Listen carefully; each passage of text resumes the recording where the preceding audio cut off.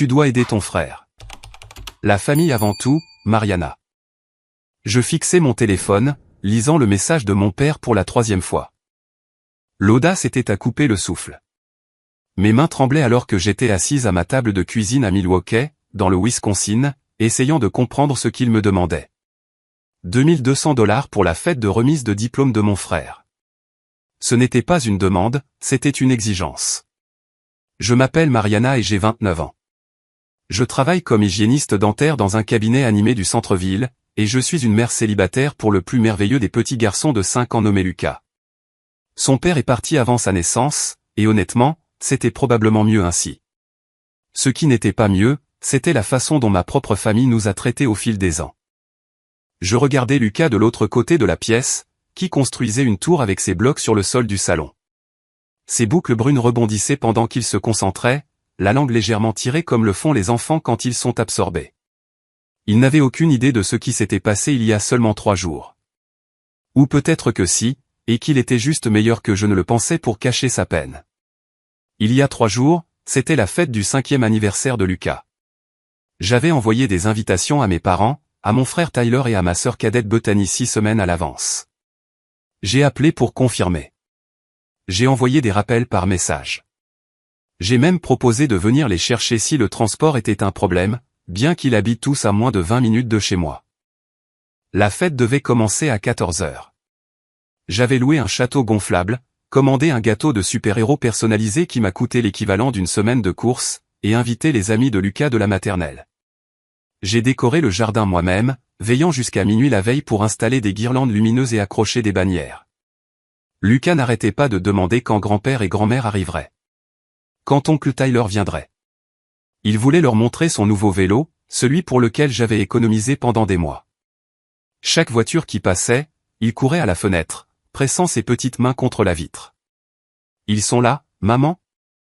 Mon cœur se brisait un peu plus chaque fois que je devais dire « non ». Pas encore. À 15 h, tous ses amis étaient arrivés. Le château gonflable était rempli d'enfants qui criaient de joie, mais ma famille? Rien. Pas un appel, pas un message. Un silence complet. J'ai appelé ma mère, directement sur sa messagerie vocale. J'ai appelé mon père. Même chose. Tyler n'avait même pas activé ses confirmations de lecture, donc je ne pouvais pas savoir s'il avait vu mes messages. Bethany, qui avait 23 ans et vivait encore chez nos parents, a envoyé un bref message vers 16 h. Désolé, un imprévu. Un imprévu. C'était tout. Aucune explication. Aucune excuse à Lucas. Juste ces 3 mots. J'ai souri tout au long de la fête, pris des photos, aidé Lucas à souffler ses bougies. Mais à l'intérieur, je mourais. Le voir jeter un coup d'œil à la porte toutes les quelques minutes, l'espoir s'évanouissant de ses yeux à chaque fois, était une torture. Quand le dernier invité est parti et que je nettoyais les papiers cadeaux et les miettes de gâteau, Lucas est venu vers moi. Sa voix était si petite. « Maman, est-ce que j'ai fait quelque chose de mal? C'est pour ça qu'ils ne sont pas venus ?» Je l'ai serré dans mes bras, luttant contre les larmes. « Non, mon bébé, tu n'as rien fait de mal.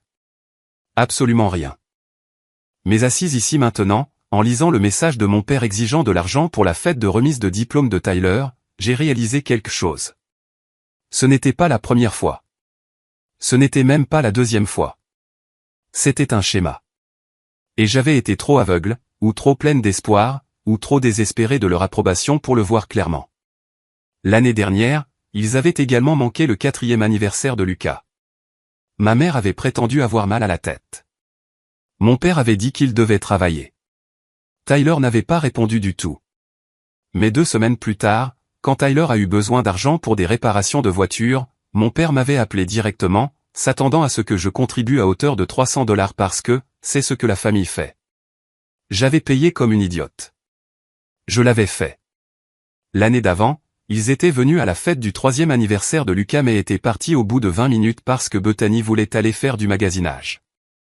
Ils n'avaient même pas regardé Lucas souffler ses bougies. J'ai relu le message de mon père. Le message était clinique, transactionnel. La fête de remise de diplôme de Tyler est le mois prochain. Nous avons besoin de 2200 $ pour couvrir la salle et le traiteur. ta mère et moi contribuons à hauteur de 1500 $. Toi et Bethany devriez vous partager le reste. Envoie 2200 $ avant vendredi. Le calcul n'avait même aucun sens. S'il contribuait à hauteur de 1500 $ et que Bethany et moi nous partagions le reste, pourquoi devrais-je 2200 $? Mais c'était typique de mon père. Les chiffres étaient ce qu'il voulait qu'ils soient pour obtenir ce qu'il voulait. J'ai pensé à mon compte d'épargne, celui que j'avais constitué pour l'avenir de Lucas, pour les urgences, pour la sécurité que nous n'avions pas. 2200 $ en année en tirait près d'un tiers pour une fête pour mon frère. Le même frère qui n'avait pas daigné se présenter à l'anniversaire de mon fils. Quelque chose s'est durci dans ma poitrine. Une décision se formait, nette et claire. J'avais passé toute ma vie d'adulte à essayer d'être la bonne fille, celle sur qui on pouvait compter, celle qui se présentait et payait et ne se plaignait jamais. Où cela m'avait-il mené? Assis seul à ma table de cuisine pendant que mon fils demandait s'il avait fait quelque chose de mal. J'ai ouvert mon application bancaire et j'ai fixé l'écran un long moment. Puis j'ai tapé le montant, 1 $. Dans la ligne de mémo, j'ai écrit « Meilleurs vœux ». J'ai cliqué sur envoyer avant de pouvoir douter de moi. L'écran de confirmation brillait sur mon téléphone. Paiement envoyé, 1 $. Mon cœur battait la chamade. Je n'avais jamais défié mon père de la sorte. Jamais. En grandissant, il dirigeait notre foyer d'une main de fer déguisée en silence déçu. Il ne criait pas souvent, mais sa désapprobation silencieuse pouvait vous anéantir. Ma mère cautionnait tout, se rangeant toujours de son côté, trouvant toujours des excuses. J'ai grandi dans une maison où Tyler ne pouvait rien faire de mal, et Bethany était le bébé qui avait besoin de protection. J'étais l'enfant du milieu, celle sur qui on pouvait compter, celle qui n'avait pas besoin d'attention parce que je pouvais me débrouiller seul. La parentification, j'ai appris plus tard en thérapie, le terme pour désigner le fait de transformer un enfant en adulte trop tôt. Quand j'avais 12 ans et Tyler 9, c'était moi qui m'assurais qu'il faisait ses devoirs et que son déjeuner était préparé. Quand Bethany est née, j'avais 14 ans. Et soudain, j'ai eu une 3e journée de travail, préparer les biberons, changer les couches, faire les 100 pas la nuit quand elle pleurait pour que mes parents puissent dormir. Mariana est si responsable, disaient les gens, et mes parents rayonnaient de fierté. Ce qu'ils voulaient dire, c'était « Mariana est si utile ». J'ai appris à ne pas demander d'aide. Quand je voulais aller au bal de fin d'année au lycée, ma mère a dit que nous ne pouvions pas nous permettre la robe. Mais 3 mois plus tard, Tyler a eu une console de jeux toute neuve pour son anniversaire. Quand j'ai obtenu mon diplôme de fin d'études secondaires, nous avons eu un gâteau à la maison. Quand Tyler a obtenu son diplôme 2 ans plus tard, ils lui ont organisé une fête dans un restaurant et ont invité 50 personnes. Le schéma était si clair maintenant, avec le recul. Mais quand on le vit, quand c'est tout ce que l'on connaît, on pense que c'est peut-être juste comme ça que les familles fonctionnent. Peut-être qu'on en demande trop. Peut-être qu'on est égoïste. Tomber enceinte de Lucas à 23 ans n'était pas prévu. Son père, un homme que j'avais fréquenté pendant 4 mois, a disparu quand je le lui ai annoncé.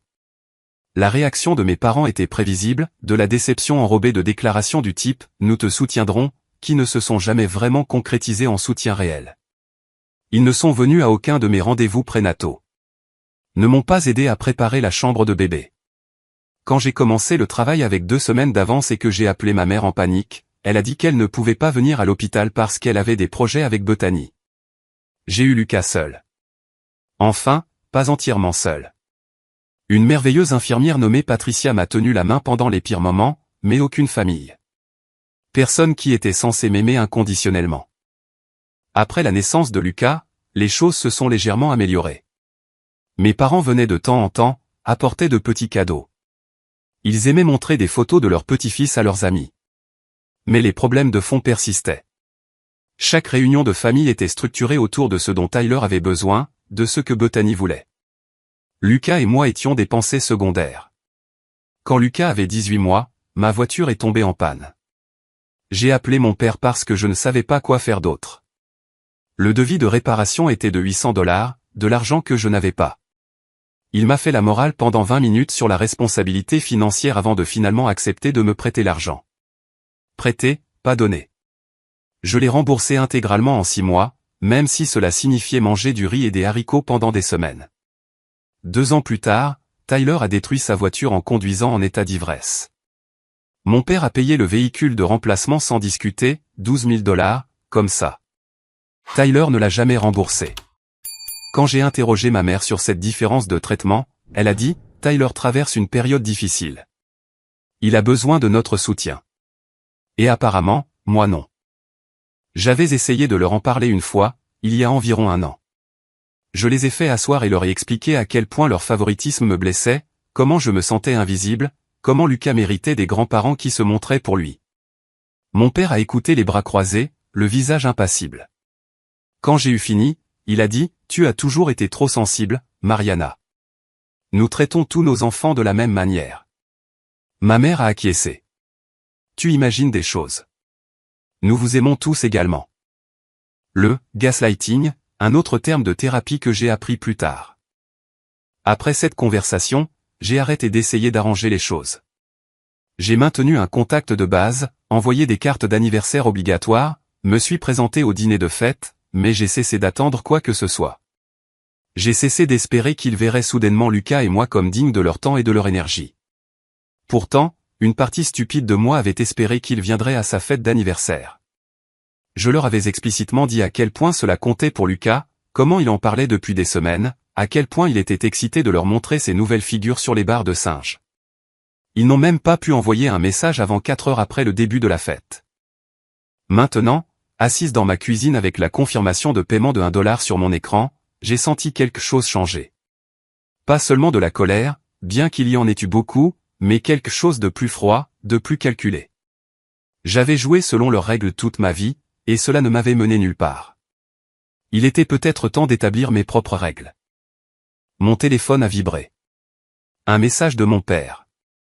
Mariana, je ne vois pas le paiement intégral. Il doit y avoir une erreur avec ta banque. S'il te plaît, renvoie $2200. J'ai failli rire. Il n'y avait pas d'erreur, mais il ne pouvait même pas concevoir la possibilité que j'ai envoyé exactement ce que je voulais envoyer. Je n'ai pas répondu. Au lieu de cela, j'ai ouvert mes contacts et j'ai fait défiler jusqu'à un numéro que j'avais enregistré il y a 6 mois mais que je n'avais jamais appelé, un avocat immobilier nommé Grégory, qui avait aidé ma collègue avec un litige foncier.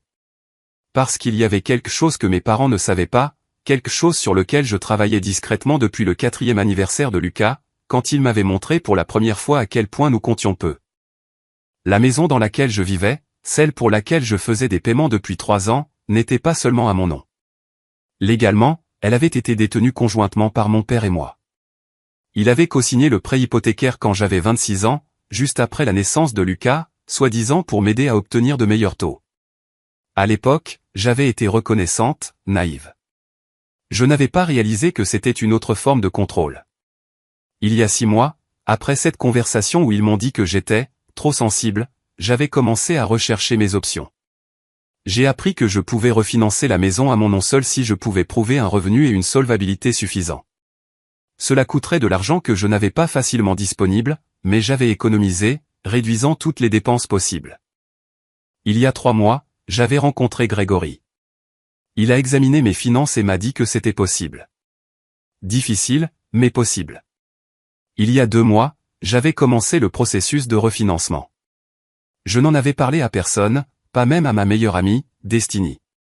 C'était mon secret, mon filet de sécurité, ma voie de sortie. Et il y a 1 mois, les documents avaient été finalisés. La maison était à moi, entièrement, complètement à moi. Le nom de mon père était retiré du titre de propriété, du prêt hypothécaire, de tout. Il ne le savait juste pas encore. J'attendais le bon moment pour le lui dire. Ou peut-être que j'attendais de voir s'il me donnerait une raison de le lui dire. Il venait de le faire. J'ai envoyé un message à Destiny. Tu es libre ce soir? J'ai besoin de parler. Elle a répondu en quelques secondes. Toujours. Viens après avoir couché Lucas. Le vin est déjà en train de décanter. Destiny était mon amie depuis l'université. Nous nous étions rencontrés dans un cours de biologie, liés autour d'un café de cafétéria horrible, et étions restés proches à travers tout le chaos de nos 20 ans. Elle était la seule personne qui comprenait vraiment ma situation familiale parce qu'elle en avait été témoin suffisamment souvent. Elle était à la fête d'anniversaire de Lucas il y a 3 jours. Elle l'avait vu attendre près de la fenêtre. Elle m'avait aidé à tenir le coup quand je voulais m'effondrer. Ce soir-là, après avoir donné son bain à Lucas, lui avoir lu 2 histoires et lui avoir promis que oui, nous pourrions aller au parc demain, j'ai conduit les 15 minutes jusqu'à l'appartement de Destiny. Elle a ouvert la porte avant que je ne puisse frapper, 2 verres de vin déjà servis. D'accord, a-t-elle dit en me faisant entrer. Qu'est-ce qui s'est passé? Tu as ce regard. Quel regard? Le regard, je suis sur le point de faire quelque chose de brillant ou de fou. Peut-être les deux. Je me suis assise sur son canapé et je lui ai tout raconté. Le message de mon père, le paiement de $1, le refinancement de la maison dont elle n'était même pas au courant. Quand j'ai fini, elle me regardait avec de grands yeux. Tu l'as déjà retiré du titre de propriété? Quand? Le mois dernier. J'attendais de voir s'ils allaient réellement se présenter pour Lucas cette année. Ils ne l'ont pas fait. Et maintenant, mon père veut $2200 pour la fête de Tyler comme si de rien n'était. Destiny a bu une longue gorgée de vin. Qu'est-ce que tu vas faire? Je ne sais pas encore, mais j'en ai fini. J'en ai fini d'être celle qui plie. Fini d'être celle qui paie et se présente sans rien recevoir en retour. Ils vont perdre la tête quand ils découvriront pour la maison. Je sais. Ton père surtout. Il utilise cette cosignature comme un levier, n'est-ce pas? Elle avait raison. Chaque fois que je m'étais opposé à quelque chose au cours des 3 dernières années, mon père faisait un commentaire sur « la maison que nous t'avons aidé à obtenir » ou « le soutien financier que nous avons fourni ». C'était son atout maître, son rappel que je leur devais quelque chose. Sauf que ce n'était plus le cas. Plus maintenant. Je pense à changer les serrures, ai-je dit doucement. Destiny a posé son verre de vin. Tu penses qu'il se présenterait vraiment et essaierait d'utiliser une clé? Mon père a un double des clés. Il a insisté pour l'avoir quand il a co-signé. Il a dit que c'était pour les urgences, mais il l'a déjà utilisé. 2 fois à ma connaissance. Une fois, il est entré pendant que Lucas et moi étions à l'épicerie parce qu'il voulait vérifier mon chauffe-eau. Il n'a pas demandé la permission, il l'a juste fait. Ce n'est pas normal. Je sais. Je ne me suis pas battu parce que je pensais que cela provoquerait une énorme dispute et j'essayais de maintenir la paix, mais il n'y a plus de paix. Il n'y a que moi qui suis utilisé. Destiny s'est approchée et m'a serré la main. Change les serrures. Demain, je viendrai avec toi à la quincaillerie. Nous en ferons une journée. J'ai senti des larmes me piquer les yeux. Merci. Pourquoi? De ne pas me dire que je réagis de manière excessive. De ne pas dire c'est toujours ta famille et tu devrais leur pardonner. Mariana. Ils ont ignoré la fête d'anniversaire d'un enfant de 5 ans, leur propre petit-fils, et maintenant ils te demandent de l'argent. Non, absolument pas. Tu ne leur dois pas le pardon. Tu ne leur dois rien. Nous avons parlé pendant encore 1 heure. Elle m'a aidé à réfléchir aux étapes pratiques. Changer les serrures. Tout documenter, chaque message, chaque événement manqué, chaque promesse non tenue. Se préparer aux représailles, parce qu'il y en aurait. Mon père ne gérait pas bien le défi. Le lendemain matin, samedi, Destiny est venue me chercher à 9 heures. Lucas était chez son meilleur ami de la maternelle pour jouer, un arrangement de fin de semaine habituel qui me donnait quelques heures pour m'occuper des tâches d'adulte. Nous sommes allés à la quincaillerie et avons acheté de nouveaux verrous de sécurité pour les portes avant et arrière. Le vendeur au comptoir, un homme plus âgé aux yeux bienveillants, nous a montré comment les installer. Assez facile, a-t-il dit. N'importe qui peut le faire avec un tournevis en environ 20 minutes. De retour à la maison, j'ai changé les 2 serrures. L'acte physique de retirer la clé de mon père de l'équation était symbolique. Chaque tour de tournevis était une petite révolution. Quand j'ai eu fini, je me suis tenu sur mon porche et j'ai regardé le nouveau verrou de sécurité en laiton. Ma maison, mes serrures, mes règles. Mon téléphone a vibré avec un autre message de mon père. Mariana, ça fait 2 jours. J'ai besoin de cet argent transféré d'ici demain ou nous ne pourrons pas confirmer la salle pour la fête de Tyler. Arrête de jouer à des jeux. Jouer à des jeux? Comme si toute ma vie n'était pas un jeu pour eux. Un jeu où les règles changeaient constamment pour profiter à tout le monde sauf à moi. J'ai répondu par message, j'ai envoyé ce que je pouvais me permettre. Meilleurs vœux à Tyler. 3 points sont apparus immédiatement, montrant qu'il tapait. Ils ont disparu. Apparus de nouveau. Cela s'est produit 4 fois avant que sa réponse n'arrive enfin. Ce que tu as envoyé était insultant. Ton frère mérite mieux que ton comportement mesquin. Nous en discuterons en personne. Je passerai chez toi demain à midi. Mon rythme cardiaque s'est accéléré. Demain, c'était dimanche. Lucas serait à la maison. Je ne voulais pas qu'il soit témoin de la confrontation à venir. J'ai envoyé un message à Destiny. Mon père vient ici demain à midi. Est-ce que Lucas peut rester avec toi pendant quelques heures? Sa réponse a été immédiate. Absolument. Amène-le à 11 heures. Nous ferons des biscuits. J'ai pris une autre décision sur le champ. J'ai appelé Grégory, l'avocat immobilier. Il a répondu à la 3e sonnerie. Bonjour, Grégory. C'est Mariana. Nous avons parlé il y a quelques mois du refinancement de la maison. Bien sûr. Est-ce que tout va bien avec les documents?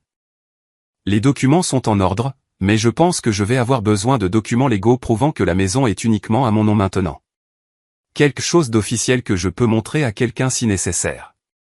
Pouvez-vous m'aider avec ça? Il y eut une pause. Quelqu'un conteste votre propriété? Pas encore, mais il pourrait essayer. Et je veux être préparé. Je peux avoir des copies certifiées du titre de propriété et des documents hypothécaires prêtes pour lundi matin. Je rédigerai également une lettre résumant le transfert de propriété si vous pensez que cela pourrait aider. Ce serait parfait. Merci. Après avoir raccroché, je me suis assise dans ma maison silencieuse et je me suis laissé ressentir la peur, car j'avais peur. Terrifié, en fait. Je défiais l'autorité de mon père pour la première fois de ma vie, et je savais qu'il ne le prendrait pas bien. Mais j'étais aussi épuisé. Épuisé d'essayer de mériter un amour qui aurait dû être donné librement. Épuisé de voir le visage de mon fils se décomposer chaque fois que ma famille choisissait de ne pas se présenter. Épuisé d'être le paillasson familial désigné. Une chose que ma thérapeute avait dite un jour m'est revenue à l'esprit, vous ne pouvez pas contrôler la façon dont les autres vous traitent. Vous ne pouvez contrôler que votre façon de réagir. Je réagissais. Enfin. Cette nuit-là, je suis resté au lit et j'ai pensé à ce qui se passerait demain. Mon père se présenterait en s'attendant à me faire la morale, en s'attendant à ce que je cède et que je transfère l'argent comme je le faisais toujours. Il menacerait probablement d'utiliser sa clé si je ne répondais pas assez vite à la porte. Sauf qu'il n'aurait plus de clé qui fonctionne. Et la maison qui, selon lui donnait du pouvoir sur moi n'était plus à lui. Je n'ai pas beaucoup dormi.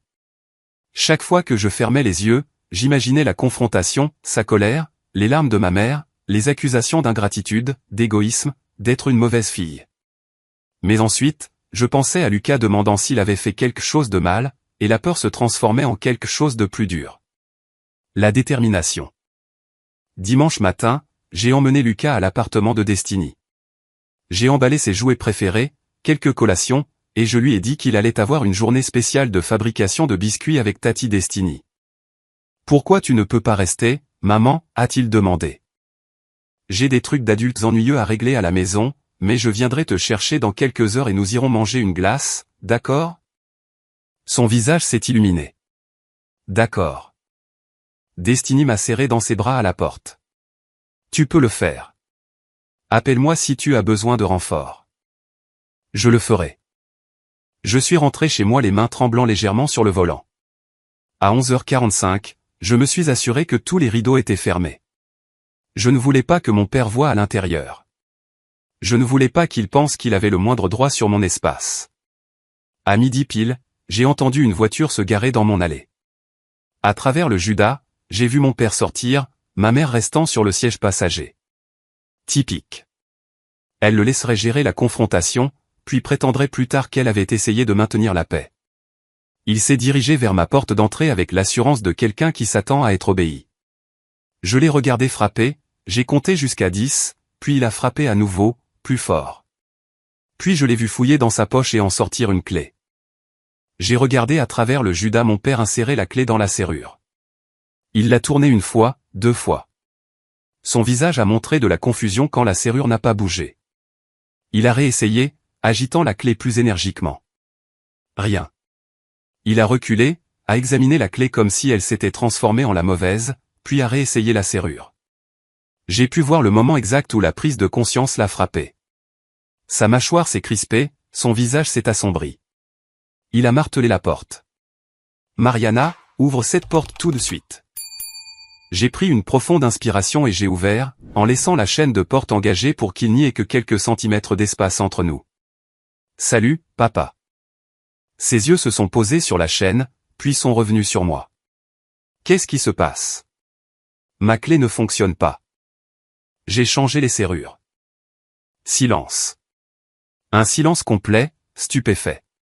Je l'ai regardé traiter cette information, j'ai vu son expression passer de la confusion à la colère. Tu as changé les serrures de ta maison sans me le dire? C'est ma maison. Je peux changer les serrures quand je veux. Son visage devenait rouge maintenant.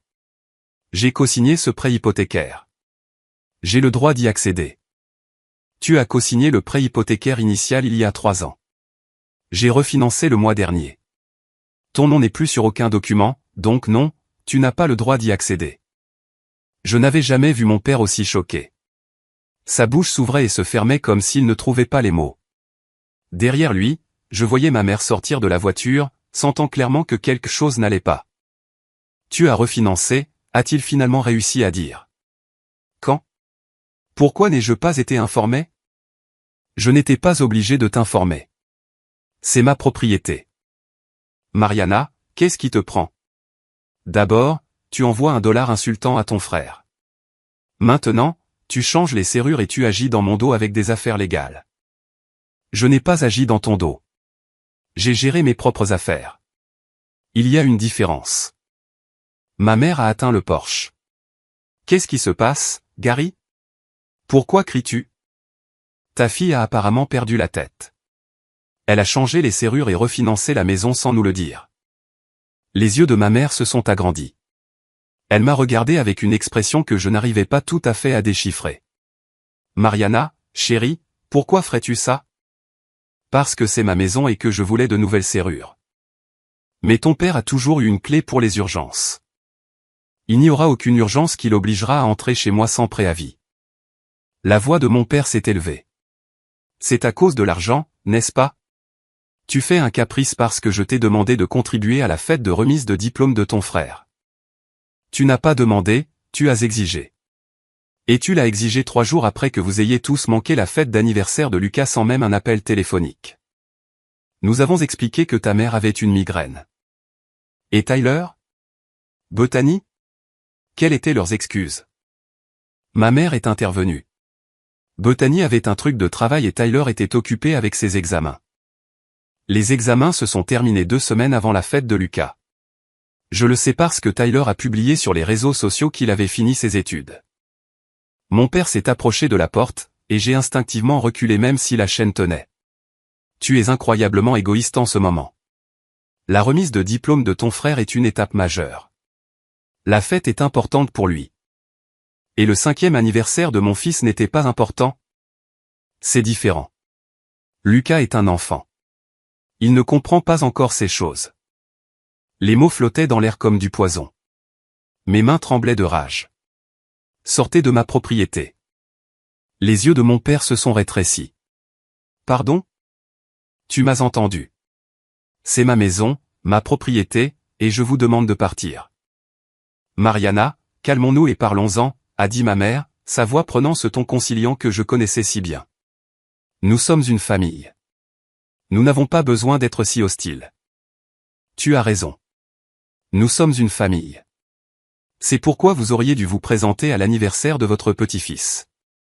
C'est pourquoi vous auriez dû appeler pour vous excuser au lieu de me réclamer de l'argent 3 jours plus tard. Nous demandons de l'aide pour une célébration familiale, a dit mon père.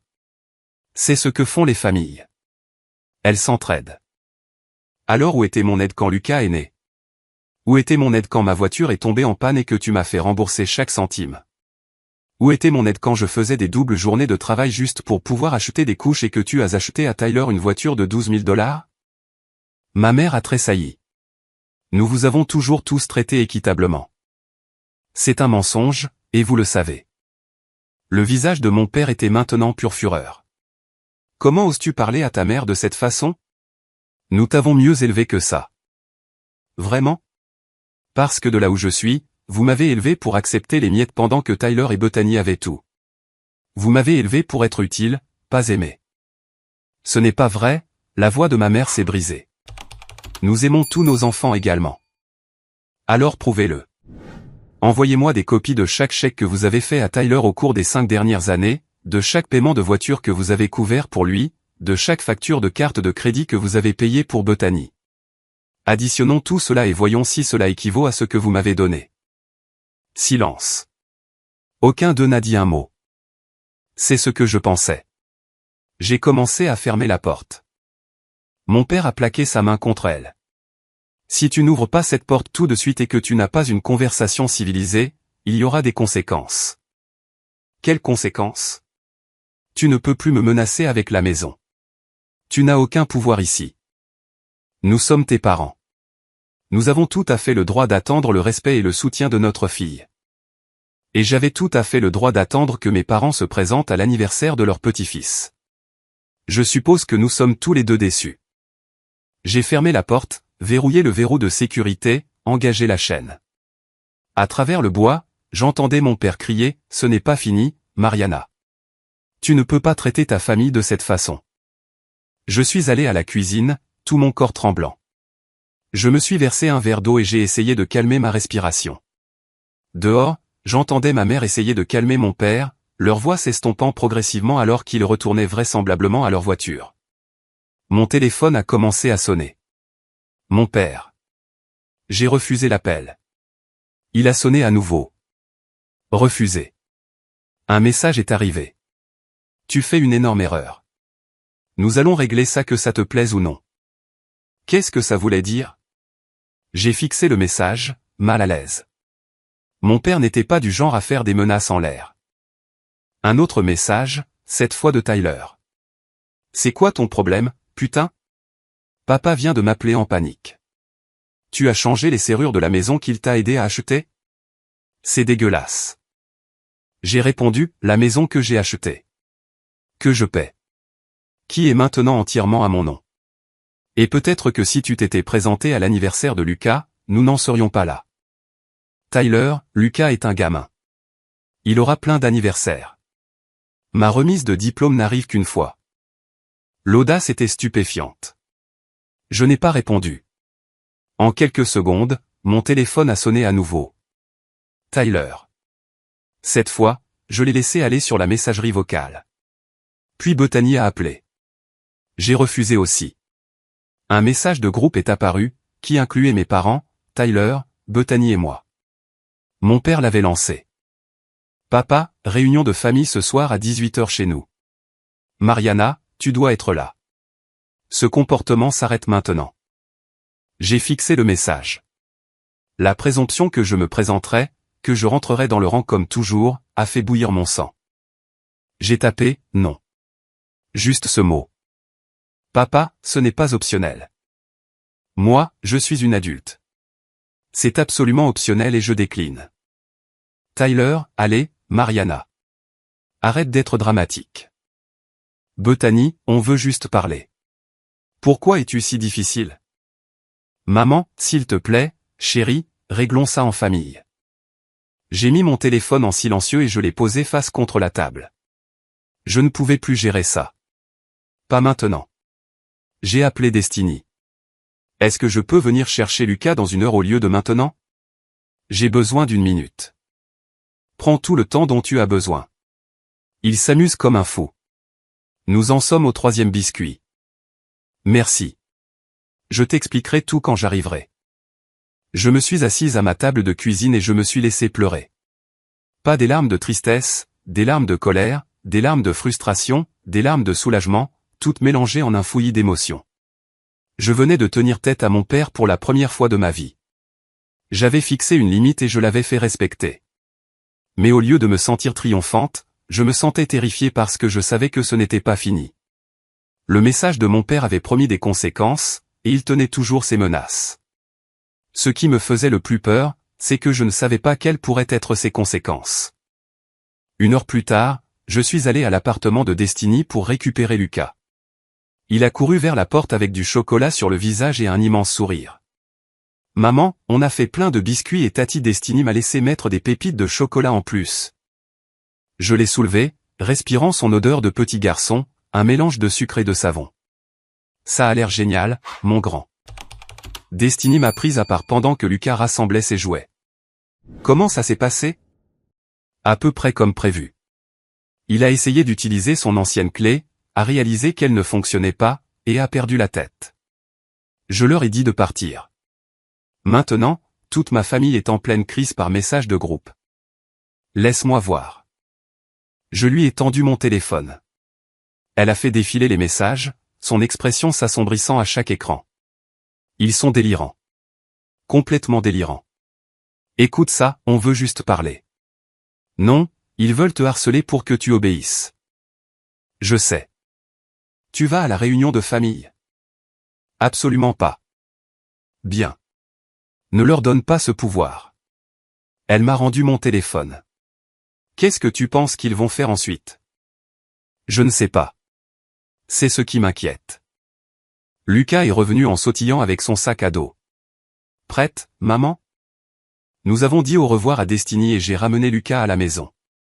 Pendant tout le trajet, il a bavardé sur les biscuits et comment Tati Destiny lui avait appris une nouvelle chanson. Son innocence, sa joie. Ça m'a rappelé pourquoi je faisais ça. Pas pour moi, pour lui. Pour qu'il grandisse en sachant qu'il méritait mieux que ce que j'avais accepté. Ce soir-là, à 18h précise, mon téléphone a explosé de notifications. La réunion de famille avait apparemment commencé sans moi, et il n'était pas content de mon absence. Tyler, sérieusement? Tu ne viens vraiment pas? Bethany, c'est tellement irrespectueux. Maman, nous sommes tous là à t'attendre. S'il te plaît, reconsidère. Papa, ton absence en dit long sur ton caractère. Je n'ai répondu à rien de tout ça. Au lieu de cela, j'ai préparé le dîner pour Lucas, des croquettes de poulet et des haricots verts, son plat préféré. Nous avons mangé ensemble à la table de la cuisine et il m'a parlé d'une araignée qu'il avait vue à la maternelle la semaine dernière. Elle était grande comme ça, maman. Il a écarté ses mains d'environ 5 centimètres. Waouh, c'est énorme.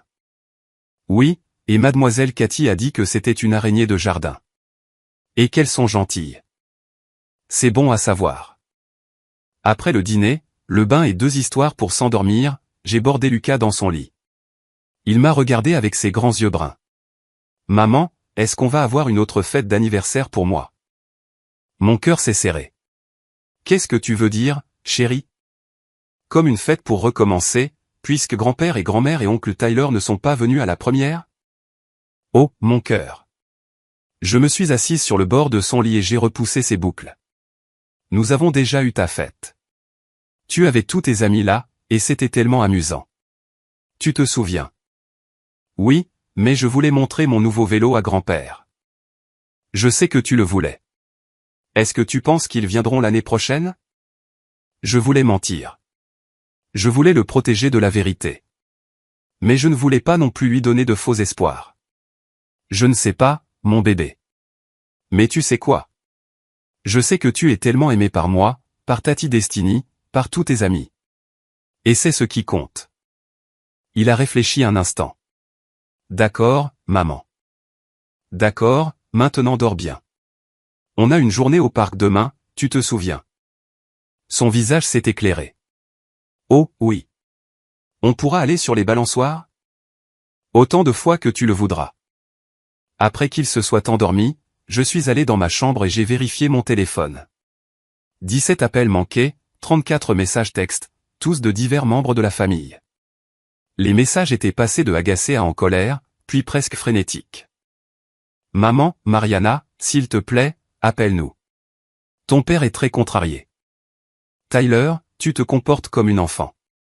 Excuse-toi et envoie l'argent. Bethany, je n'arrive pas à croire que tu fasses ça à maman et papa. Ils ne méritent pas ça.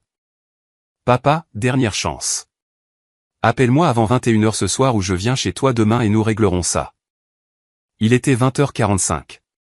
J'avais 15 minutes pour décider si j'allais le rappeler. Je ne l'ai pas fait. À 21h15, mon père a envoyé un dernier message. Bien, fais comme tu veux. Mais ne dis pas que je ne t'avais pas prévenu. Je suis resté au lit cette nuit-là, l'anxiété me tordant l'estomac. Qu'est-ce qu'il voulait dire? Qu'est-ce qu'il allait faire? Le lendemain matin était un lundi. J'ai déposé Lucas à la maternelle et je suis allé travailler. Mon cabinet dentaire était occupé, ce qui était une bonne chose. Ça m'a gardé l'esprit occupé.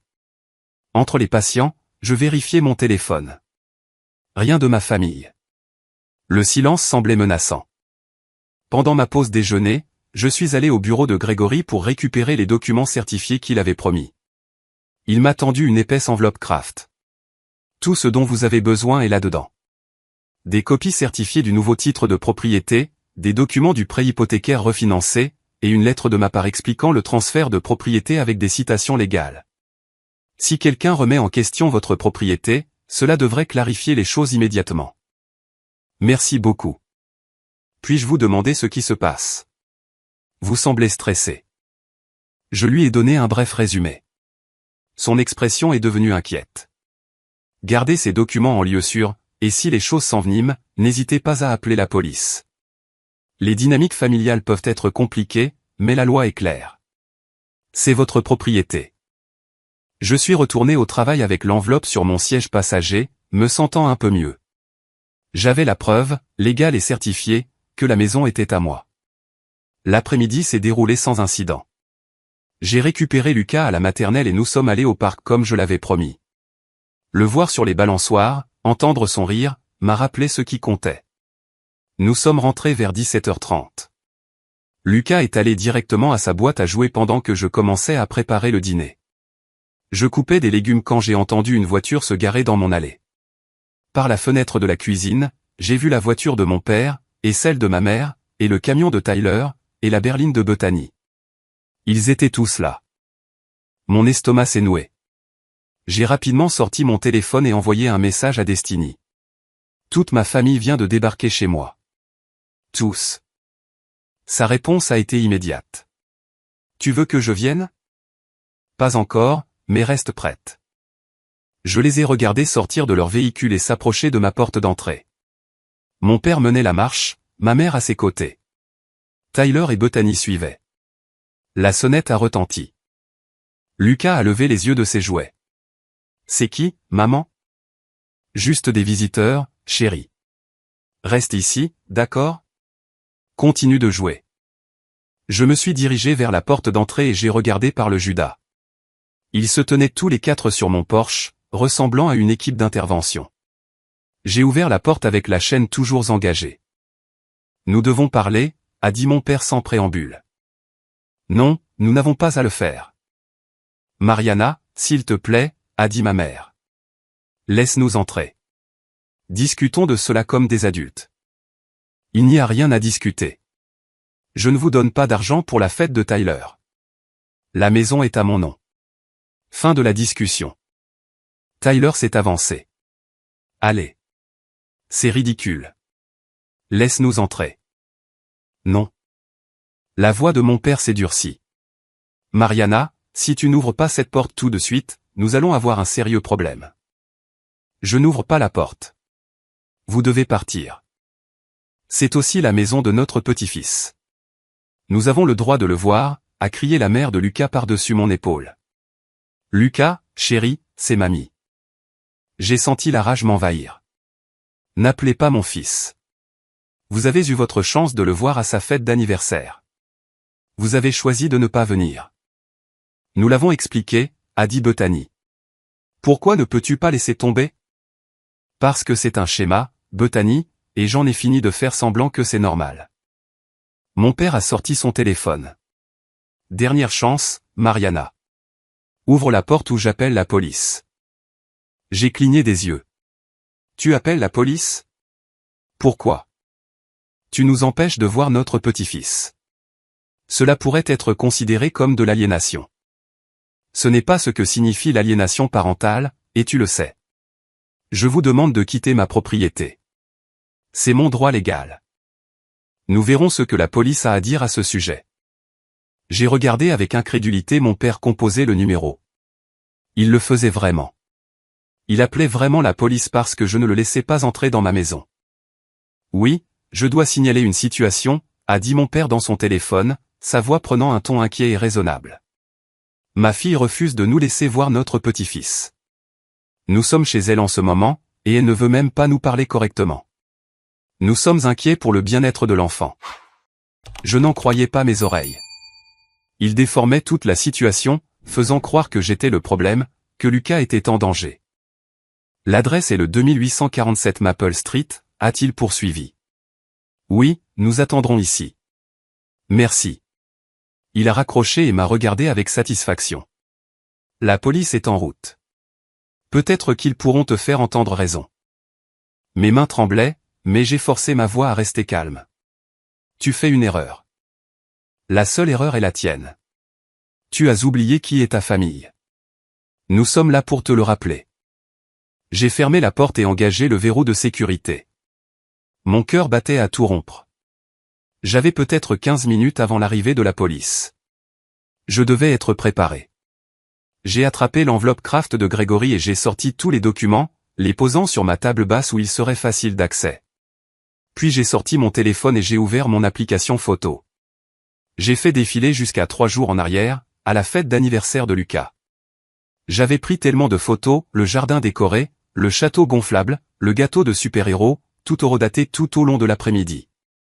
Des photos de Lucas près de la fenêtre, attendant, regardant l'allée, vérifiant la porte. J'avais aussi des captures d'écran, chaque message texte de la semaine précédant la fête où j'avais confirmé avec mes parents, Tyler et Bethany qu'ils venaient. Chaque réponse, oui, nous serons là. Chaque promesse non tenue documentée. Les messages de groupe de dimanche étaient là aussi. Les demandes d'argent. Les messages hostiles quand j'ai refusé. J'ai ouvert une application d'enregistrement vocal et j'ai appuyé sur enregistrer. Si la police venait, je voulais une documentation de chaque mot prononcé à partir de ce moment. Lucas est entré dans le salon. Maman, pourquoi grand-père et grand-mère sont dehors? Je me suis agenouillé à son niveau. Il voulait nous rendre visite, mais ce n'est pas le bon moment. Des policiers pourraient passer pour parler à maman 1 minute. D'accord? Il n'y a pas de quoi s'inquiéter. Juste des trucs d'adultes ennuyeux. Ses yeux se sont agrandis. La police? Comme ceux avec les voitures qui font pimpon, pimpon? Exactement comme ça. Mais souviens-toi, les policiers sont des gens qui aident. Ils vont aider maman à expliquer quelque chose. Reste juste ici et joue. D'accord? D'accord, maman. 12 minutes plus tard, j'ai vu la voiture de police arriver. Une policière est sortie, une femme dans la quarantaine avec les cheveux tirés en un chignon serré. Elle s'est approchée de mon Porsche où ma famille se tenait encore. J'entendais des conversations étouffées à travers la porte. La voix de mon père, animée et inquiète. Les réponses plus douces de ma mère. La policière posant des questions. Puis on a frappé. Madame, ici l'agente Patricia Keane du service de police de Milwaukee. Pouvez-vous ouvrir la porte, s'il vous plaît? J'ai pris une profonde inspiration, j'ai ramassé l'enveloppe Kraft et j'ai ouvert la porte. Cette fois, j'ai retiré complètement la chaîne et je suis sorti sur le porche, fermant la porte derrière moi pour que Lucas n'entende pas « Bonjour, agente ». Elle m'a regardé attentivement. Je suis l'agente Keane. Êtes-vous Mariana? Oui. Votre père a appelé pour des inquiétudes concernant le bien-être de son petit-fils et a signalé que vous refusez de laisser les membres de la famille voir l'enfant. Pouvez-vous me dire ce qui se passe ici? Mon père a commencé à parler, mais l'agente Keane a levé la main. Monsieur, j'aimerais d'abord l'entendre, s'il vous plaît. J'ai pris une autre inspiration. Mon fils va bien. Il est à l'intérieur en train de jouer avec ses jouets. Il a eu sa fête de 5e anniversaire la semaine dernière et mes parents, mon frère et ma sœur étaient tous invités. Ils ont confirmé qu'ils viendraient. Aucun d'entre eux ne s'est présenté, pas même un appel téléphonique pour dire qu'ils ne pouvaient pas venir. 3 jours plus tard, mon père m'a envoyé un message exigeant $2200 pour la fête de remise de diplôme de mon frère. Quand j'ai refusé, il est devenu hostile. Hier, il s'est présenté ici avec ma mère. Et quand sa clé n'a pas fonctionné parce que j'avais changé les serrures de ma propre maison, il s'est mis en colère. Aujourd'hui, toute la famille s'est présentée sans prévenir. Et quand je leur ai demandé de partir, mon père a menacé d'appeler la police, ce qu'il a fait. L'expression de l'agente Keane n'a pas changé, mais j'ai vu ses yeux se tourner vers mon père. Est-ce exact?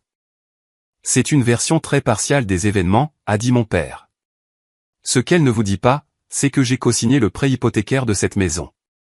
J'ai un intérêt direct et un droit d'accès. Êtes-vous actuellement copropriétaire de la propriété? Eh bien, j'ai co-signé le prêt hypothécaire initial. Ce n'est pas ce que j'ai demandé. Êtes-vous actuellement inscrit comme propriétaire sur le titre de propriété? Mon père a hésité. Je ne suis pas sûr du statut actuel. J'ai sorti les documents. Agente, j'ai refinancé la maison le mois dernier. Le nom de mon père a été retiré de tous les documents de propriété. La maison est uniquement à mon nom. J'ai des copies certifiées du titre de propriété et du prêt hypothécaire ici si vous souhaitez les voir. L'agente Kin a pris les papiers et les a examinés attentivement. Elle a regardé les dates, les signatures, les tampons officiels. Puis elle a regardé mon père. Monsieur, selon ces documents, vous n'avez aucune propriété légale de ce bien. Est-ce correct? La mâchoire de mon père s'est crispée. Le prêt hypothécaire initial. Monsieur. Le prêt hypothécaire initial n'est plus pertinent. La propriété a été refinancée et est maintenant uniquement au nom de votre fille, ce qui signifie qu'elle a tout à fait le droit de vous refuser l'accès et de vous demander de partir. Mais elle nous empêche de voir notre petit-fils. Y a-t-il un accord de garde en place, m'a demandé l'agente Kin. Non, j'ai la garde exclusive. Le père de Lucas n'est pas impliqué. Y a-t-il eu des ordonnances du tribunal accordant un droit de visite aux grands-parents? Non. L'agente Kin s'est retournée vers mon père. Alors elle est tout à fait dans son droit de déterminer qui a accès à son enfant. Il n'y a pas de problème juridique ici. C'est une affaire de famille. Ma mère est intervenue. Ne voyez-vous pas qu'elle est déraisonnable? Nous voulons juste parler à notre fille et voir notre petit-fils. Madame, ce que je vois, c'est une femme debout sur sa propre propriété qui vous demande de partir. C'est son droit légal. Si vous refusez de partir, vous commettez une violation de propriété. Tyler s'est avancé. C'est insensé. C'est notre sœur. Nous ne sommes pas des étrangers. Les dynamiques familiales ne l'emportent pas sur les droits de propriété, a dit fermement l'agente Kin. Mariana, voulez-vous porter plainte pour violation de propriété? J'ai regardé ma famille. Le visage rouge de mon père. Les larmes de ma mère. L'incrédulité de Tyler. Le choc de Bethany. Une partie de moi voulait dire oui, voulait porter plainte juste pour leur faire comprendre à quel point j'étais sérieuse.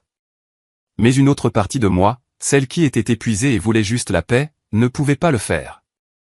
Pas de plainte. Je veux juste qu'ils partent et ne reviennent pas sans y être invités. L'agente Kin a hoché la tête. Elle s'est tournée vers ma famille. Vous l'avez entendu. Vous devez quitter cette propriété maintenant. Si vous revenez sans sa permission, elle peut nous rappeler et porter plainte pour violation de propriété. Comprenez-vous? Mon père a ouvert la bouche pour argumenter, mais l'expression de l'agente Kin l'a arrêté. Comprenez-vous, monsieur? Oui, a-t-il dit entre ses dents. Bien. Je vous suggère de partir tous maintenant. J'ai regardé ma famille retourner lentement à leur voiture. Ma mère pleurait ouvertement maintenant.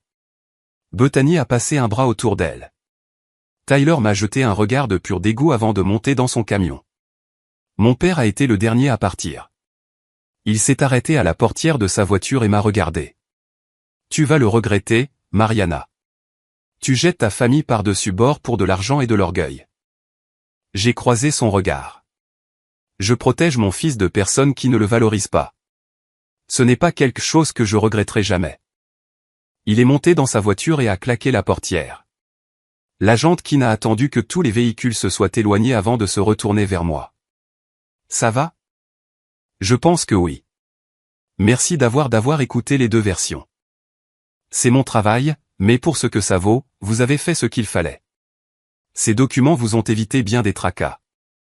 Elle a fait une pause. Puis-je vous donner un conseil? Documentez tout. Gardez une trace de toutes les communications. S'ils reviennent, appelez-nous immédiatement et envisagez d'obtenir une ordonnance de protection si le harcèlement continue. Je le ferai. Merci, agente Kin. Elle m'a tendu sa carte. Si vous avez besoin de quoi que ce soit, n'hésitez pas à appeler. Après son départ, je suis resté un long moment sur mon porche, simplement à respirer. Mes jambes étaient faibles. Mes mains tremblaient encore. Mais je l'avais fait. J'avais tenu bon, et ma famille avait été forcée de partir. Je suis rentré à l'intérieur où Lucas jouait toujours avec ses blocs, inconscient du drame qui venait de se dérouler. « Tout va bien, maman ?» Je me suis assise à côté de lui sur le sol. « Tout va bien, mon grand. Tout va très bien. » Les jours suivants ont été calmes. Trop calmes. Mon téléphone, qui avait explosé de messages et d'appels, est devenu complètement silencieux. Pas de messages de mes parents, pas d'appels en colère de Tyler, pas de messages culpabilisants de Bethany. Le silence semblait pire que la confrontation. J'allais au travail, je récupérais Lucas à la maternelle, je préparais les dîners, je lisais des histoires pour s'endormir.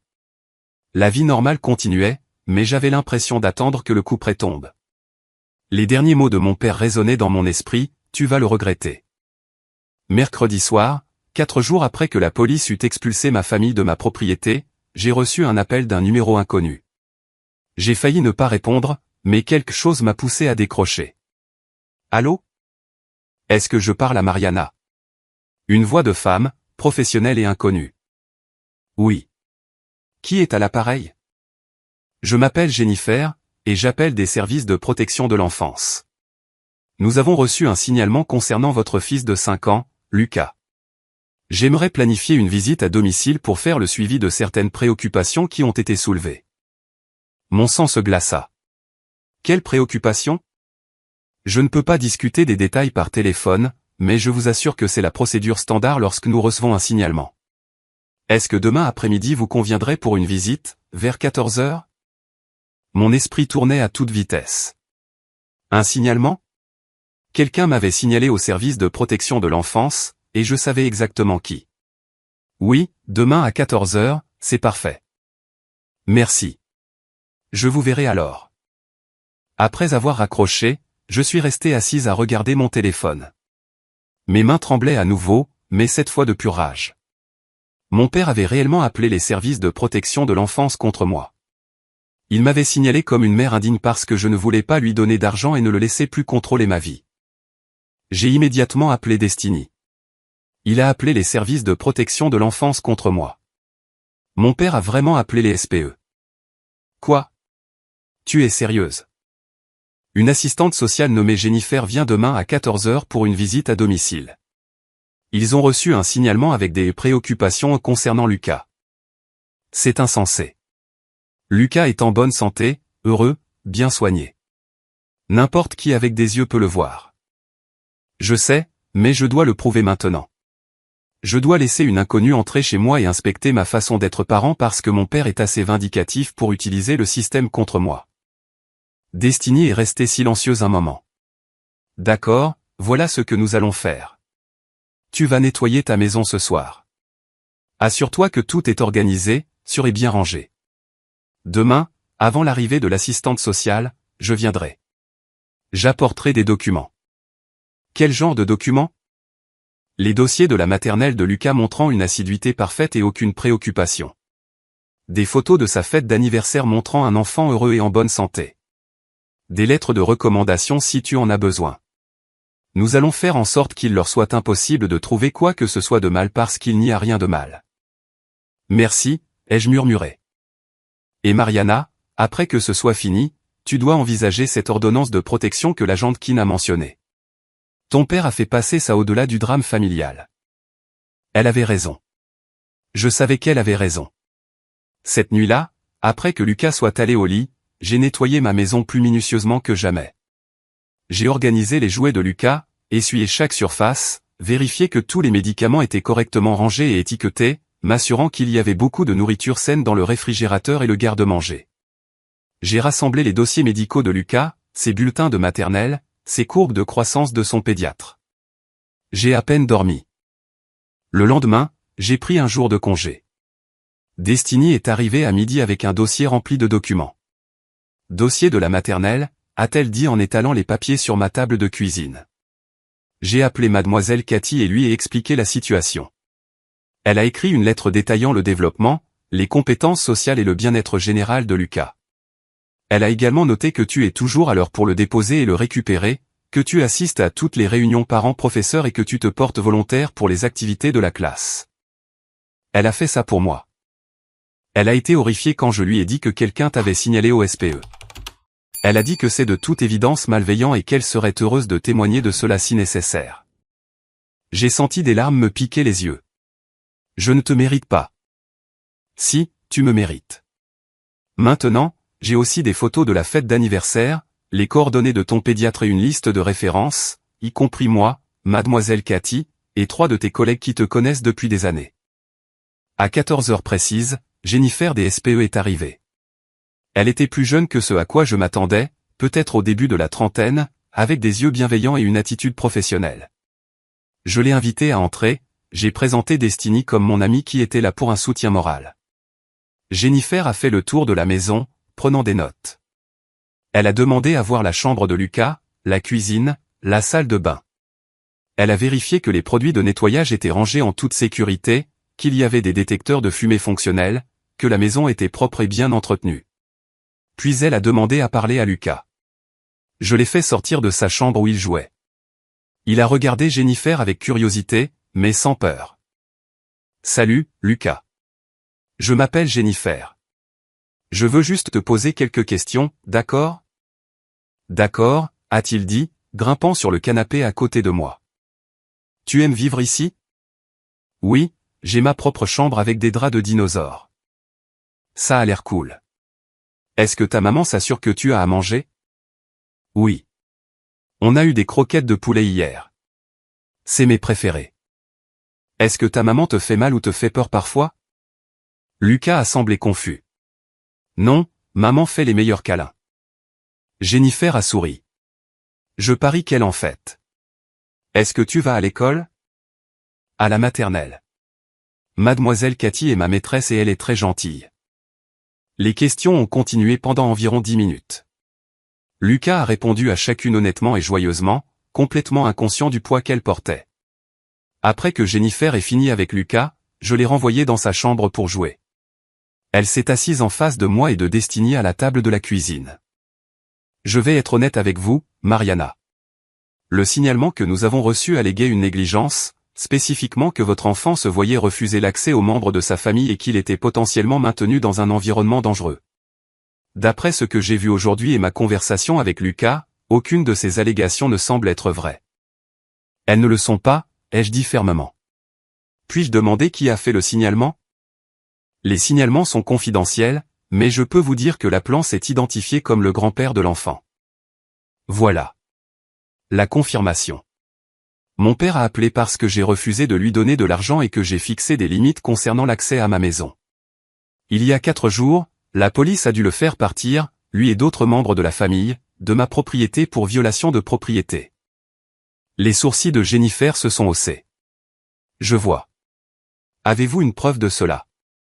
Je lui ai montré la carte de l'agente Kin et j'ai expliqué toute la situation. Destiny a fourni les documents supplémentaires que nous avions préparés. Jennifer a tout examiné attentivement. Finalement, elle a fermé son carnet. Je vais classer cette affaire sans suite. Lucas est clairement bien soigné. Votre maison est sûre et appropriée, et il n'y a aucune preuve de négligence ou de maltraitance. En fait, toutes les preuves indiquent que vous êtes une mère dévouée et attentive. Un immense soulagement m'a envahi. Merci. Cependant, je tiens à noter dans mon rapport que cela semble être une plainte malveillante liée à un conflit familial. Si votre père appelle à nouveau avec des allégations similaires, cet historique sera dans le dossier. Après le départ de Jennifer, je me suis effondré sur mon canapé. Destiny s'est assise à côté de moi et a passé son bras autour de mes épaules. Tu l'as fait. Tu as surmonté ça. Il a utilisé les SPE comme une arme contre moi, Destiny. Il a essayé de me faire enlever mon fils parce que je ne voulais pas lui obéir. Je sais, et c'est pourquoi tu dois te protéger légalement. Ça ne s'arrêtera pas si tu ne le fais pas arrêter. Elle avait raison. J'avais hésité à demander une ordonnance de protection parce que cela semblait si définitif, si dramatique. Mais mon père avait prouvé qu'il était prêt à tout pour me punir de l'avoir défié. Le lendemain matin, j'ai appelé une avocate spécialisée en droit de la famille. L'avocate s'appelait Vanessa, et elle m'avait été chaudement recommandée par Grégory, l'avocat immobilier qui m'avait aidé pour le refinancement de la maison. Son bureau était au centre-ville, décoré de diplômes et de photos de famille qui rendaient l'espace à la fois professionnel et accueillant. Je lui ai tout raconté, le schéma de favoritisme en grandissant, la manipulation financière, la fête d'anniversaire de Lucas, la demande d'argent, l'appel à la police, et enfin, le signalement au SPE. Vanessa a écouté sans m'interrompre, prenant des notes de temps en temps. Quand j'ai eu fini, elle a posé son stylo et m'a regardé sérieusement. Ce que vous décrivez est un schéma clair de harcèlement et de tentative de coercition. L'appel au SPE est particulièrement préoccupant car il montre une escalade vers des tactiques qui pourraient avoir des conséquences graves pour vous et votre fils. Puis-je obtenir une ordonnance de protection sur la base de cela? Absolument. Nous avons une violation de propriété documentée avec intervention de la police et un signalement malveillant au service de protection de l'enfance. C'est plus que suffisant pour une ordonnance de protection pour harcèlement. Nous pouvons en demander une qui vous couvre, vous et Lucas. Combien de temps ça prend? Nous pouvons demander une ordonnance temporaire immédiatement qui entrera en vigueur dès qu'elle sera signifiée. Ensuite, il y aura une audience dans les 2 semaines où un juge décidera de la rendre permanente. Compte tenu des preuves que vous avez, je suis convaincu que nous obtiendrons l'ordonnance permanente. Qu'est-ce que ça fera? Quelles sont les restrictions? Elle exigera légalement que votre père, et nous pouvons inclure votre mère, votre frère et votre sœur si vous le souhaitez, restent à l'écart de vous, de votre maison, de votre lieu de travail et de Lucas. Ils ne seront pas autorisés à vous contacter directement ou indirectement.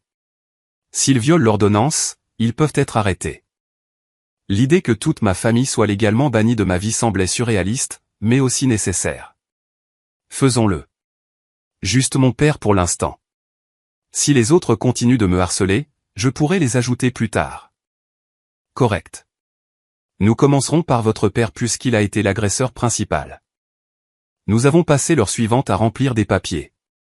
Vanessa m'a aidé à organiser mes preuves chronologiquement, les invitations et confirmations de la fête d'anniversaire, les captures d'écran de tout le monde disant qu'il serait présent, les photos de Lucas attendant à la fenêtre, le message demandant de l'argent, les messages hostiles, le rapport de l'agent de Keane, le numéro de dossier des SPE. C'est solide, a dit Vanessa en examinant le dossier. Très solide. Votre père a rendu les choses faciles en documentant son propre harcèlement par message texte. Quand sera-t-il signifié? Je déposerai la demande cet après-midi. La signification a généralement lieu dans les 48 heures. Une fois qu'il aura reçu l'ordonnance temporaire, il recevra un avis de la date de l'audience. J'ai quitté le bureau de Vanessa en ressentant quelque chose que je n'avais pas ressenti depuis des semaines, le contrôle. Je prenais des mesures. Des mesures réelles, légales, qui protégeraient Lucas et moi. Ce soir-là, je préparais le dîner quand mon téléphone a sonné. Tyler. J'avais ignoré ses appels toute la semaine, mais quelque chose m'a poussé à répondre cette fois.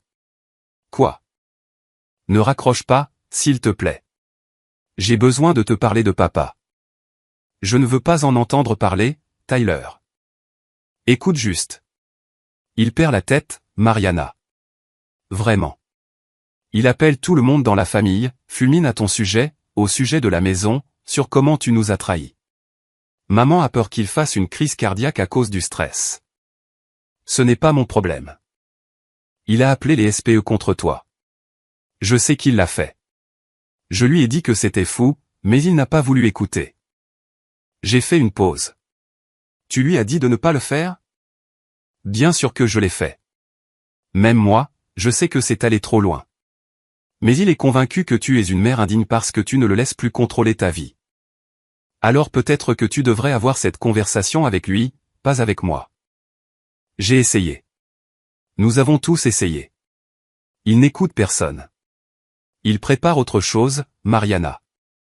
Je ne sais pas quoi, mais il n'arrête pas de dire que tu dois apprendre ta leçon. Mon estomac s'est serré. Qu'est-ce que ça veut dire? Je ne sais pas, mais je voulais te prévenir. Quoi que tu fasses pour te protéger, continue de le faire. Pourquoi tu me dis ça? Tyler est resté silencieux un moment. Parce que j'ai pensé à la fête d'anniversaire de Lucas, à comment nous ne nous sommes tout simplement pas présentés et à ce que ça a dû lui faire, à toi. Et puis papa a exigé de l'argent 3 jours plus tard comme si de rien n'était. C'était mal, Mariana. J'aurais dû dire quelque chose à ce moment-là. Mais tu ne l'as pas fait. Non, je ne l'ai pas fait. J'ai suivi comme je le fais toujours parce que c'est plus facile que de tenir tête à papa. Mais ce qu'il fait maintenant, appeler les SPE, ce n'est pas bien. C'est dangereux. Merci pour l'avertissement, ai-je dit doucement.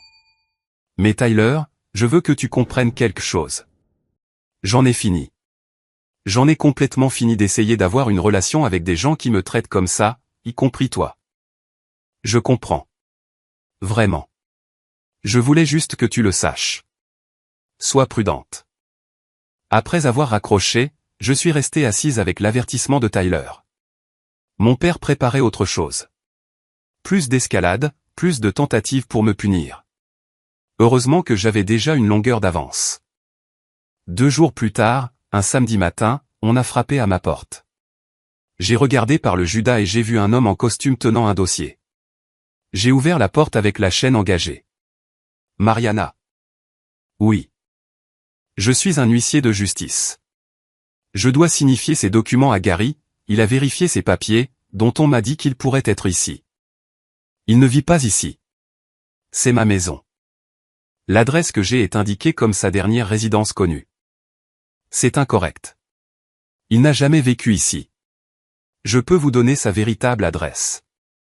J'ai écrit l'adresse de mes parents et je l'ai passée par l'entrebâillement de la porte. L'huissier de justice m'a remercié et est parti. J'ai souri. Mon père avait apparemment utilisé mon adresse pour quelque chose. Peut-être du courrier. Peut-être comme une adresse de secours à des fins légales. Quoi qu'il en soit, quels que soient les documents qui lui étaient signifiés, il était sur le point de les recevoir à son domicile réel. Cet après-midi-là, j'ai eu ma propre visite d'un huissier de justice, mais celle-ci était attendue. C'était la confirmation que mon père avait été signifié de l'ordonnance de protection temporaire. Mon téléphone a commencé à sonner moins d'1 heure plus tard. Ma mère. Je l'ai laissée aller sur la messagerie vocale. Elle a appelé encore et encore. Finalement, j'ai écouté le message vocal. Mariana, qu'est-ce que tu as fait? Ton père vient de recevoir une sorte d'ordonnance du tribunal disant qu'il ne peut pas te contacter ni voir Lucas. Ça va trop loin. Tu dois laisser tomber ça immédiatement. Rappelle-moi. J'ai effacé le message. Un autre appel est arrivé, cette fois de Bethany. Tu es sérieuse en ce moment? Une ordonnance de protection contre papa? À cause de quoi? De l'argent? Tu as officiellement perdu la tête. Maman est hystérique. Règle ça. Effacé. Tyler a envoyé un message. Je t'avais prévenu qu'il préparait quelque chose. Je ne pensais pas que tu passerais à l'arme nucléaire en premier. Une ordonnance de protection. Vraiment? J'ai répondu, il a appelé les SPE et a essayé de faire enlever Lucas. Je protège mon fils. Ne me contacte plus. Ce soir-là, Destiny est venue avec du vin et des plats à emporter. Nous nous sommes assis sur mon canapé pendant que Lucas jouait dans sa chambre. Comment te sens-tu? A-t-elle demandé. Terrifié, soulagé, coupable, en colère tout en même temps. La culpabilité passera. Tu fais ce qu'il faut. Vraiment? Je viens d'obtenir une ordonnance de protection contre mon propre père. Ton père qui a appelé les SPE contre toi avec de fausses allégations. Ton père qui s'est présenté chez toi avec toute ta famille pour t'intimider. Ton père qui t'a manipulé financièrement et émotionnellement toute ta vie? Oui, Mariana, tu fais absolument ce qu'il faut. J'ai bu une gorgée de vin. L'audience est dans 10 jours. Tu penses qu'il se présentera? Certainement. Il voudra raconter sa version de l'histoire au juge. Te peindre comme la fille ingrate qui a abandonné sa famille pour de l'argent. Heureusement que tu as des preuves du contraire. Les 10 jours suivants ont été les plus longs de ma vie. Je suis allé travailler, je me suis occupé de Lucas et je me suis préparé pour l'audience avec Vanessa. Ma famille a essayé de me contacter par tous les moyens possibles. Ma mère a créé une nouvelle adresse courriel pour m'envoyer de longs messages sur la façon dont je déchirais la famille. Bethany s'est présentée à mon lieu de travail, forçant mon chef de bureau à lui demander de partir. Tyler a envoyé des lettres par la poste. J'ai tout gardé. Chaque courriel, chaque tentative de contact, chaque violation de l'esprit de l'ordonnance temporaire. Vanessa m'a dit que tout cela aiderait à l'audience. L'audience a eu lieu un mercredi matin. J'ai pris un jour de congé et j'ai retrouvé Vanessa au palais de justice. J'avais l'estomac noué alors que nous attendions dans le couloir devant la salle d'audience. Souviens-toi, a dit Vanessa, réponds aux questions directement et honnêtement. Ne sois pas émotif si tu peux l'éviter. Tiens-t'en aux faits. Et s'il ment? Et s'il dit au juge que je suis le problème? Alors nous montrerons les preuves. Nous avons des documents pour tout. Ces paroles contre tes preuves. Les preuves gagneront. À 9 heures, nous sommes entrés dans la salle d'audience. Mon père était déjà là avec son propre avocat, un homme à l'air sévère dans un costume coûteux. Ma mère était assise dans la galerie derrière lui, le visage bouffi par les larmes. Tyler et Bethany étaient là aussi. Je me suis assise à la table avec Vanessa et j'ai essayé de respirer. Le juge est entré et nous nous sommes tous levés. La juge Margaret Sullivan était une femme dans la soixantaine avec des yeux perçants et une attitude pragmatique. Nous sommes ici pour une demande d'ordonnance de protection pour harcèlement déposée par Mariana contre Gary. Commençons par la requérante. Maître Vanessa, veuillez présenter votre cas. Vanessa s'est levée et a méthodiquement tout exposé. Elle a présenté les messages montrant la demande d'argent, les photos de la fête d'anniversaire de Lucas avec les horodatage, le rapport de police de l'expulsion de ma famille de ma propriété, le numéro de dossier des SPE et le rapport de Jennifer indiquant que la plainte était non fondée et semblait malveillante. Votre honneur, a conclu Vanessa, l'intimé s'est engagé dans un schéma clair de harcèlement, allant jusqu'à utiliser des agences gouvernementales comme arme de représailles lorsque la requérante a établi des limites raisonnables. Ce comportement constitue une menace pour la requérante et son enfant mineur. La juge Sullivan a examiné attentivement les preuves. Puis elle a regardé l'avocat de mon père. Maître, votre réponse. L'avocat de mon père s'est levé. Votre honneur, il s'agit d'un différend familial qui a été exagéré. Monsieur Gary est un père et un grand-père inquiet qui a été injustement coupé de sa famille. La requérante a changé les serrures d'une maison qu'il l'a aidé à obtenir, a refusé de contribuer à une célébration familiale et l'a aliéné de son petit-fils. Il a fait un appel au SPE par réelle inquiétude. Un appel au SPE avec des allégations qui ont été enquêtées et jugées complètement non fondées, a interrompu la juge Sullivan. C'est dans le dossier. Peut-être s'est-il trompé sur les conditions. Ou peut-être, comme l'a noté l'enquêtrice des SPE, s'agissait-il d'une plainte malveillante liée à un conflit familial. Continuez. L'avocat s'est déplacé mal à l'aise. Votre honneur, les familles ont des désaccords. Cela ne justifie pas une ordonnance de protection. Monsieur Gary n'a jamais menacé physiquement sa fille. Il voulait simplement avoir une conversation. Une conversation qui a nécessité de faire venir toute la famille chez elle après qu'elle lui ait demandé de partir. Une conversation qui a nécessité une intervention de la police. Il tentait de résoudre la situation en violant sa propriété après qu'elle lui ait révoqué son accès? Je pouvais voir l'avocat de mon père en difficulté. Les preuves étaient accablantes, et la juge Sullivan ne semblait manifestement pas croire à ses arguments. Votre client souhaite-t-il témoigner, a demandé la juge. Oui, votre honneur. Mon père a pris la barre. Il a posé sa main sur la Bible et a juré de dire la vérité. Puis son avocat a commencé à l'interroger. Monsieur Gary, pouvez-vous expliquer votre relation avec votre fille? J'ai toujours essayé d'être un bon père. Je l'ai aidée quand elle en avait besoin. J'ai co-signé son prêt hypothécaire quand elle était une jeune mère célibataire. J'ai été là pour elle. Et qu'est-ce qui a changé cette relation? Elle est devenue hostile quand je lui ai demandé de contribuer à la fête de remise de diplôme de son frère. C'était une demande raisonnable, des membres de la famille qui se soutiennent, mais elle a refusé et a envoyé $1 comme une insulte.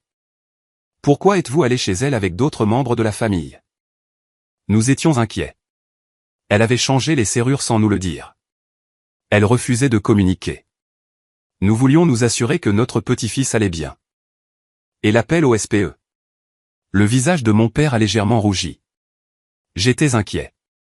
Elle se comportait de manière erratique, coupant les ponts avec la famille. Je pensais que Lucas n'était peut-être pas correctement soigné. Vanessa s'est levée pour le contre-interrogatoire. Monsieur Gary, vous avez témoigné que vous avez toujours été là pour votre fille. Est-ce exact? Oui. Étiez-vous là pour le 5e anniversaire de votre petit-fils le 17 du mois dernier?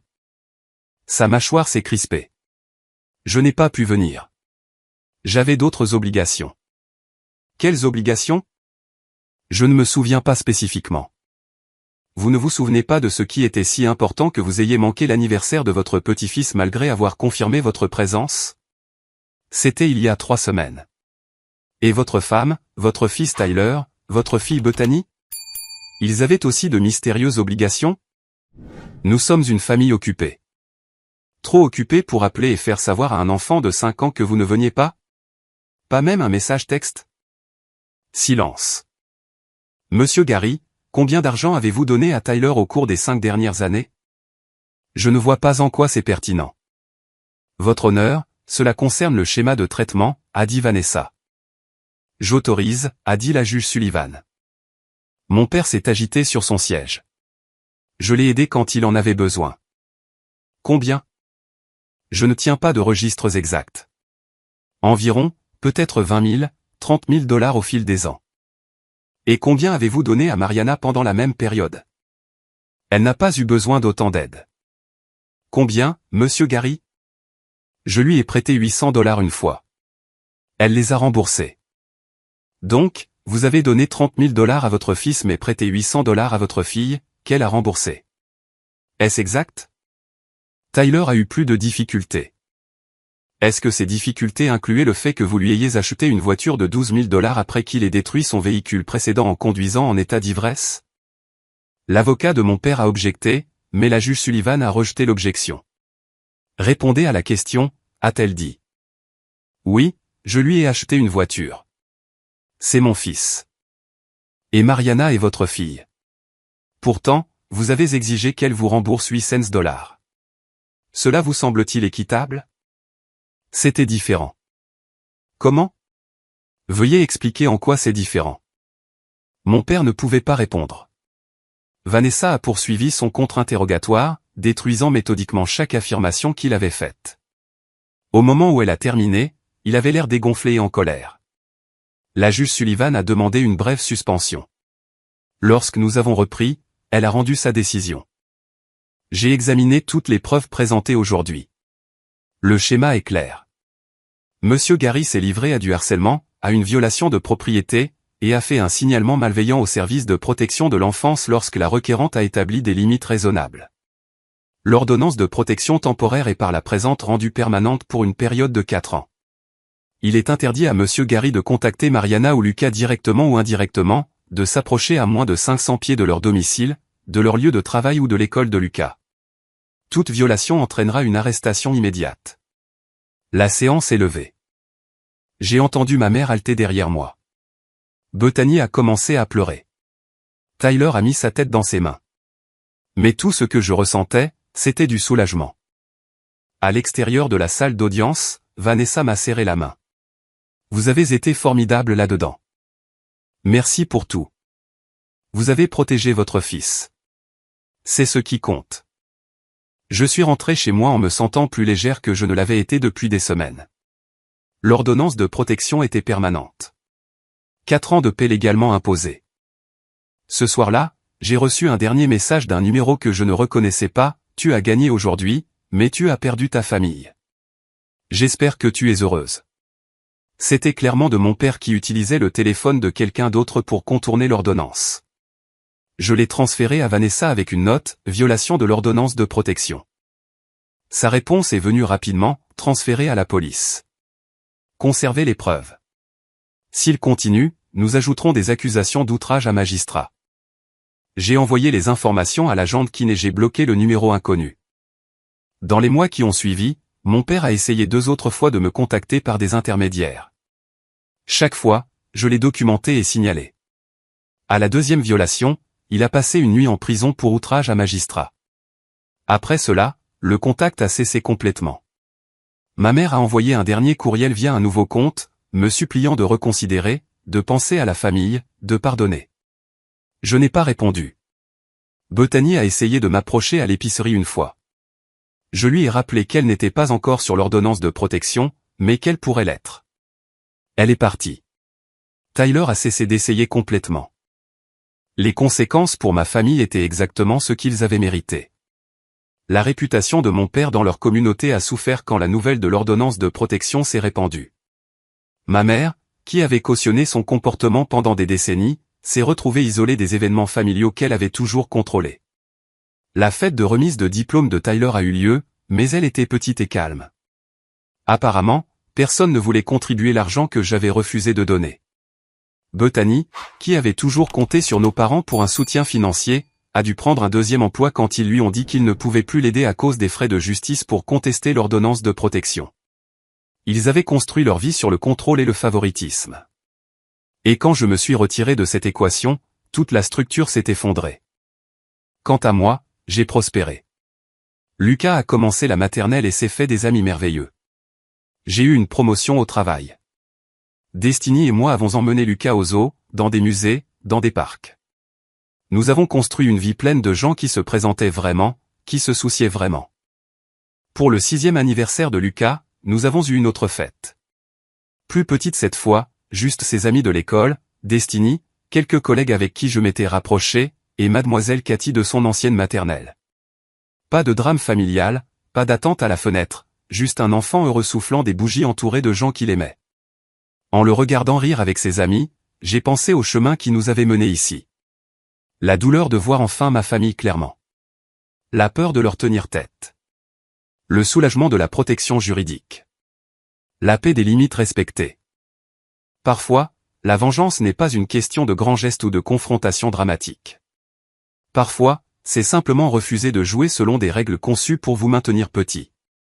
Parfois, c'est se choisir soi-même et son enfant plutôt que des gens qui ne vous ont jamais choisi. J'avais passé 29 ans à essayer de gagner l'amour de ma famille. Il a fallu les perdre complètement pour réaliser que je n'en avais jamais eu besoin en premier lieu. Et honnêtement, je n'avais jamais été aussi heureuse.